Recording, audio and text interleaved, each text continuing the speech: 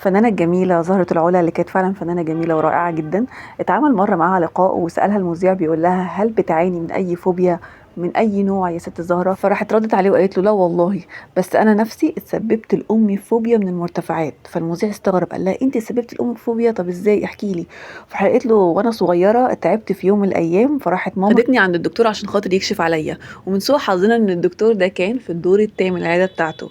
فواحنا قاعدين مستنيين الدور بتاعنا، فجأة بتقول رحت انا جريت على الشباك عشان خاطر ابص كده على الناس اللي رايحة واللي جاية، وكنت يعني بحب اتفرج من الشباك عقبال ما يجي الدور بتاعنا.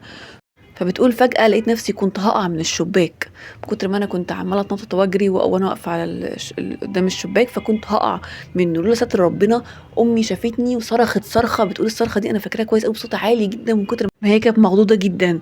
فكل اللي قاعدين جنب الشباك قعدوا بقى يحاولوا يلحقوني ويمسكوني عشان خاطر ما اقعش من الشباك.